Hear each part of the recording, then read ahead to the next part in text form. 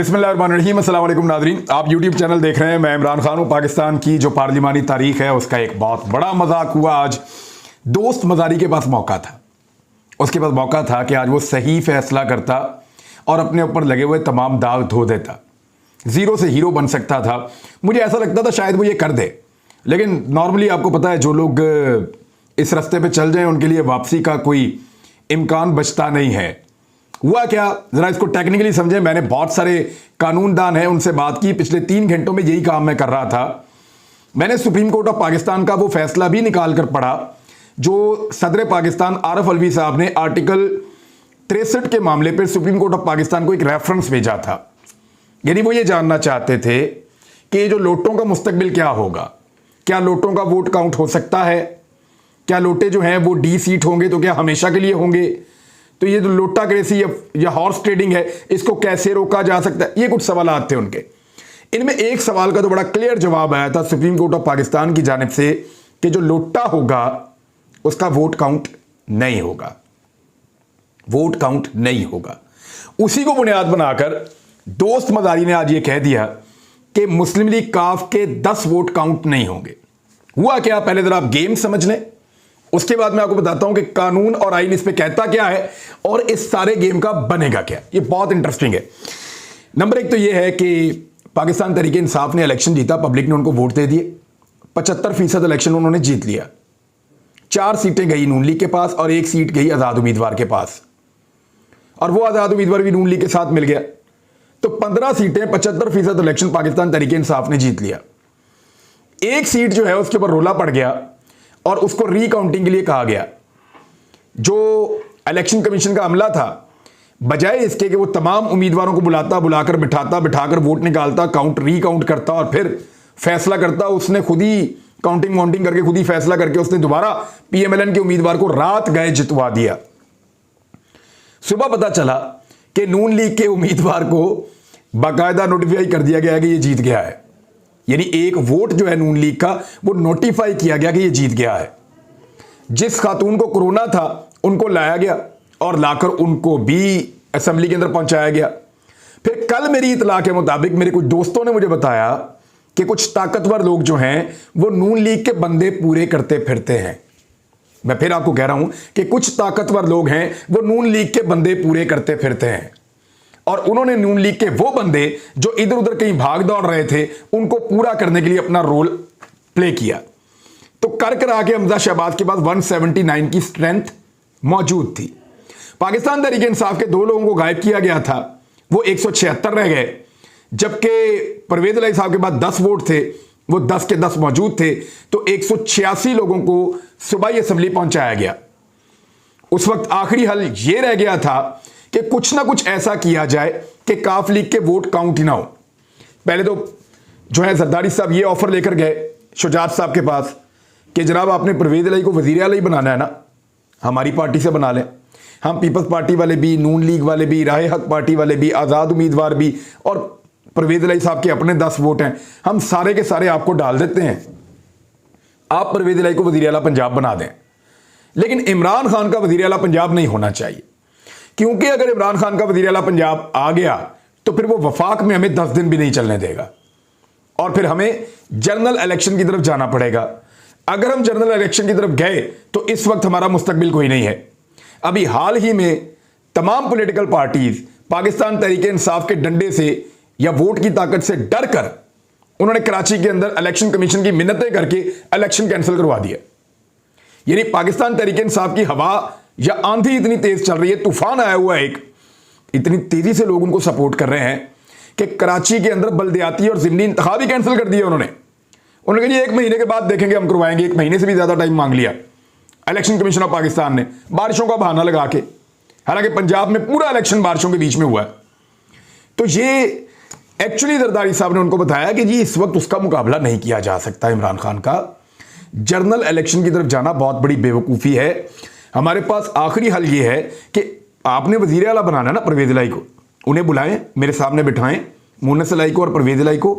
मैं अपने सारे वोट हमजा शहबाज को विड्रॉ करा देते हैं, हम वोट डाल देते हैं और परवेज इलाही वजीर आला पंजाब बन जाए हमारी तरफ से, इमरान खान की तरफ से ना बने। लेकिन मुन्नस इलाही ने और परवेज इलाही ने रात को मिलने से इनकार कर दिया। चौधरी शुजात हुसैन साहब को राम कर लिया जरदारी साहब ने, कभी घुटनों को हाथ लगा के, कभी वहां बैठ के, कभी वहां खाना खा के, कुछ भी करके, कुछ ताल्लुकात भी डाले, कुछ ताकतवर लोग को इधर उधर, जितना कुछ भी उन्होंने किया जरदारी साहब ने, उसके नतीजे में चौधरी शुजात हुसैन साहब अब मजबूर हुए या क्या हुआ, क्योंकि मैं तो मजबूर इसलिए कहूंगा कि इस खानदान के अंदर हमने कभी ऐसी दरार नहीं देखी, ऐसी खलीज नहीं देखी। वो पहले दिन से ये कह रहे थे कि परवेज इलाही हमारे वजीर आला के उम्मीदवार हैं, परवेज इलाही हमारे वजारत आला के उम्मीदवार हैं, पहले दिन से चौधरी शुजात हुसैन कह रहे थे। लेकिन फिर उनसे एक लेटर हासिल किया गया, अब वो पार्टी के हेड हैं, ये बात जरा ज़हन में रखिएगा, पार्टी के हेड हैं।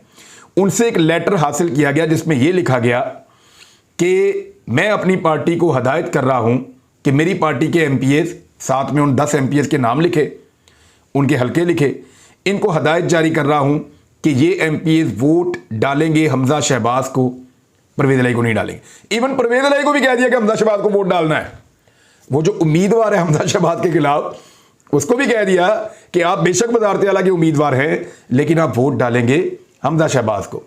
डिप्टी स्पीकर के बाद यह खत पहुंचा दिया गया और अब नून लीग का खेल हो चुका था। उन्हें सिर्फ डिप्टी स्पीकर को इस्तेमाल करना था।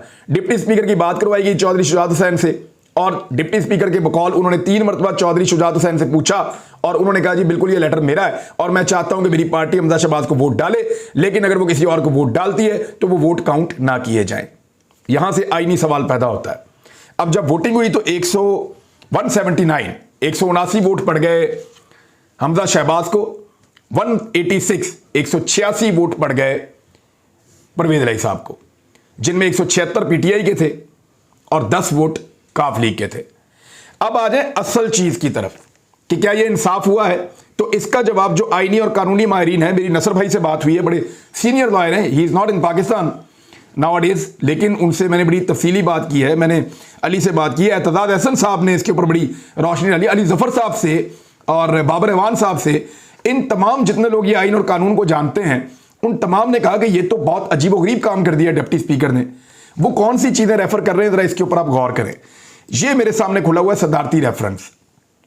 सदर पाकिस्तान ने मार्च 2022 में, इसी साल, एक रेफरेंस दायर किया था सुप्रीम कोर्ट ऑफ पाकिस्तान में, और वो जो रेफरेंस उन्होंने दायर किया था सुप्रीम कोर्ट ऑफ पाकिस्तान में, इसमें 5 मुअज़्ज़िज़ जज साहिबान थे, जिसमें chief justice of Pakistan Umar Ata Bandial साहब, जिसमें मिस्टर जस्टिस एजाजुल एहसन साहब, जिसमें मिस्टर जस्टिस मजहर आलम खान, इसमें मिस्टर जस्टिस मुनीब अख्तर साहब, इसमें मिस्टर जस्टिस जमाल खान मंदोखेल साहब। अच्छा, ये जजेस इसके अंदर 5 मौजूद थे।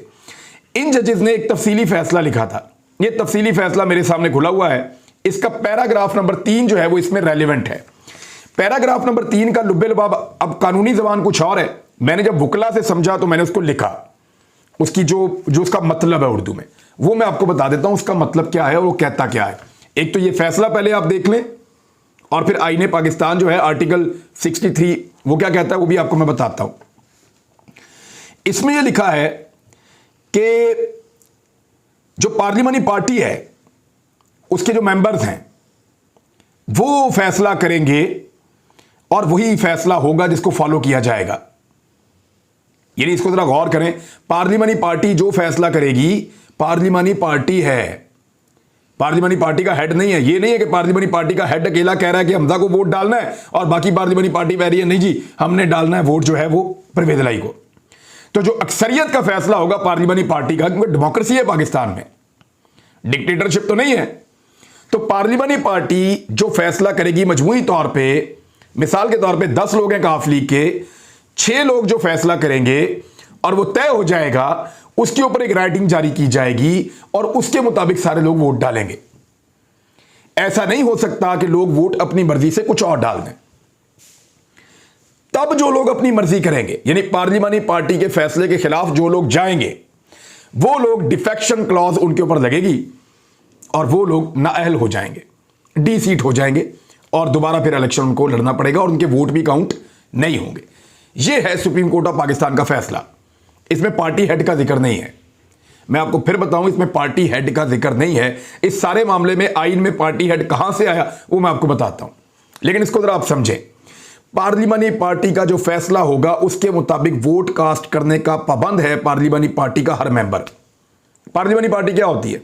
अगर एक पार्टी के 50 मेंबर हैं सूबाई असेंबली में या कौमी असेंबली में, जहां पे भी, तो वो 50 मेंबर्स की जो पूरी स्ट्रेंथ है उसको पार्लिमानी पार्टी कहते हैं कि वो पार्लियामेंट के अंदर उनकी पार्टी उन लोगों के ऊपर मुश्तमिल होती है।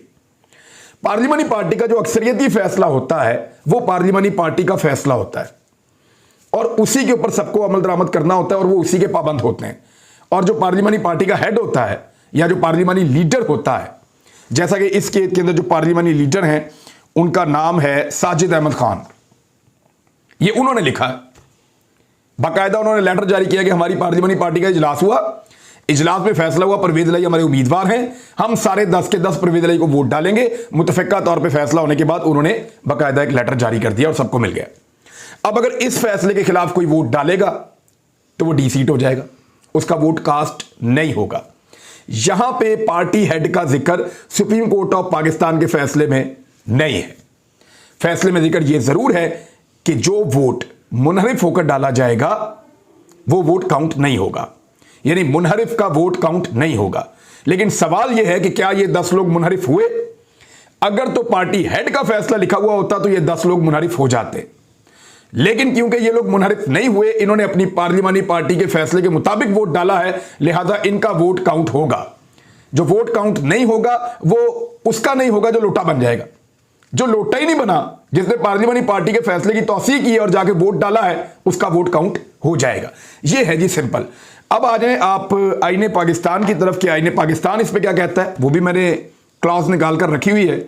आईने पाकिस्तान क्या कहता है, ये आइन का आर्टिकल 63A है और इसका जो क्लॉज बी है वहां पे लिखा हुआ है कि वोट्स, यानी वैसे ये है कि वो मेंबर जो है वो जो ऊपर लिखा हुआ, वही लिखा है, if a member of a parliamentary party composed of a single political party in a house. इसके बाद जी वो बता रहे हैं कि किस किस वजह से ये बंदा जो है वो डी-सीट होगा या मुनहरिफ होगा या लोटा होगा। इसकी डेफिनेशन क्या है? वो ये कहते हैं वोट्स और abstains from voting in the house contrary to any direction issued by the parliamentary party to which he belongs in relation to। वो मैं बताता हूं in relation to क्या है। सादा ये कहा जा रहा है, इसको आप समझें कि वोट डाले या वोट डालने से रुक जाए अपनी पार्लियामेंट्री पार्टी की मंशा के खिलाफ, यानी जो उसको उसकी पार्लिमानी पार्टी कह रही है उसके मुताबिक वोट ना डाले या किसी और तरफ वोट डाल दे तो उसके ऊपर डिफेक्शन क्लॉज लग जाती है। यहां पे पार्टी हेड नहीं लिखा हुआ, ये आर्टिकल 63A(b) इसके अंदर लिखा हुआ है कि यहां पे पार्लियामेंट्री पार्टी का फैसला अहम है। अगर पार्लिमानी पार्टी के फैसले के मुताबिक एक मेंबर वोट डालता है तो ठीक है, अगर उसके खिलाफ वोट डालता है तो गलत है, और अगर पार्लियामानी पार्टी कहती है कि तुमने वोट डालना है और वो नहीं डालता तो फिर भी गलत है। तो यहां पे पार्टी हेड नहीं लिखा हुआ, यहां पे पार्लियामेंट्री पार्टी लिखा हुआ है। 1 मिनट में सुप्रीम कोर्ट ऑफ पाकिस्तान इसको उड़ा के रख देगी। अब ये किन 3 चीजों के ऊपर लगता है, ये भी जरा सुन लें आप। नंबर 1 प्राइम मिनिस्टर के इलेक्शन के ऊपर या चीफ मिनिस्टर के इलेक्शन के ऊपर। नंबर 2 वोट ऑफ कॉन्फिडेंस या नो कॉन्फिडेंस के ऊपर, एतमाद का वोट लेना या अदम एतमाद का वोट है उसके ऊपर, या वजीर आजम या वजीर आला के इंतखाब के ऊपर, या मनी बिल के ऊपर, जो आपका मनी बिल होता है जब आपका बजट पास हो रहा है। ये 3 मौके ऐसे हैं जिसके ऊपर आप मजबूर होते हैं, आप बाउंड होते हैं कि आपने अपनी पार्लिमानी पार्टी के फैसले को ताजीम देनी है। इसके अलावा आप जो मर्जी करें, आपके ऊपर कोई इनहराफ का धब्बा नहीं लग सकता, आपको लोटा नहीं कहा जा सकता। इन 3 चीजों के ऊपर इनहराफ होता है, लेकिन लिखा हुआ है कि पार्लिमानी पार्टी जो फैसला करेगी उससे आप नहीं भाग सकते। यहां पे तो पार्टी हेड नहीं लिखा हुआ। ये कॉन्स्टिट्यूशन ऑफ पाकिस्तान मैंने आपको पढ़ के सुनाया, ये दोस्त मजारी ने नहीं पढ़ा।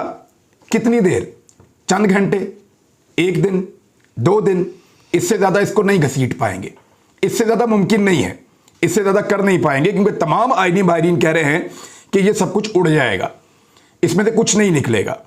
अब हुआ यह है कि इसकी बुनियाद के ऊपर दोस्त मजारी ने यह कह दिया कि ये 10 वोट मैं नहीं मानता, इनको रिजेक्ट करता हूं, और ये सुप्रीम कोर्ट का फैसला था, और पार्लिमानी पार्टी के हवाले से वहां पे कह के खड़े होकर राजा बिशारत कहते रहे कि जनाब आप ये कह ही नहीं सकते, आप ये कर ही नहीं सकते, पार्लियामानी पार्टी का फैसला मौजूद है, हम आपको दिखा रहे हैं, चौधरी शुजात हुसैन का ये इख्तियार नहीं है। लेकिन इसके बावजूद उन्होंने कहा जी बिल्कुल इख्तियार है और मैं हमजा शहबाज को वजीर आला पंजाब बरकरार रख रहा हूं। अब दो चीजें आप याद रखें, ये री वोटिंग नहीं होगी, वोटिंग हो चुकी है, जो मुश्किल काम था वो हो चुका है, री वोटिंग अब नहीं होगी क्योंकि पीटीआई का 176 और 10 वोट काफ लीग का पड़ चुका है। री वोटिंग नहीं होनी, ये कोई अदालत नहीं कहेगी कि आप री वोटिंग करवा लें। अब होगा ये सिर्फ इसके ऊपर यह फैसला आएगा कि काफ लीग के वोट वैलिड है या नहीं है। जिस वक्त काफ लीग के वोट वैलिड होंगे उसी वक्त वजीर आला पंजाब बन जाएंगे। अब ये आज होता है, कल होता है, 2 दिन में होता है, डिपेंड करता है, क्योंकि देखिए पाकिस्तान में बहुत तनकीद की गई पाकिस्तान की आला अदलिया के ऊपर, और अदलिया हमेशा से काबिल एहतराम है। अदलिया हमेशा से, मुझे भी अदालत से इंसाफ मिला था जब मुझे इन्होंने वो बनाया हुआ था शटल कॉक, कभी इधर कभी उधर कभी उधर, मजाक बनाया, तमाशा चला रहे थे पाकिस्तान में, तो अदालत से मुझे रिलीफ मिला था। अदालतों में लोअर जुडिशरी से लेकर जो आला अदलिया है हर जगह पे मुझे इंसाफ मिल रहा था। तो मुझे ये बड़ा रियलाइज हो गया कि अदालत के अलावा आपके पास ऑप्शन कोई नहीं होता। अब डिपेंड करता है पाकिस्तान की अदलिया के ऊपर कि वो कितनी जल्दी इंसाफ फराहम करते हैं। क्या वो एक मरतबा फिर रात को अदलिया खोलकर लोगों के जो गिले और शिकवे हैं उनको आज ही रात दूर कर देंगे, या फिर वक्त के साथ साथ इंसाफ मिलेगा। लेट्स सी, होता कि अब तक के लिए इतना ही, इसका निकलना कुछ नहीं है, ये सिर्फ चंद घंटों की मौज मस्ती है मेरे ख्याल में, इससे कुछ नहीं निकलेगा। अब तक के लिए इतनी, अपना ख्याल रखिएगा, अपने इस चैनल का भी। अल्लाह हाफिज।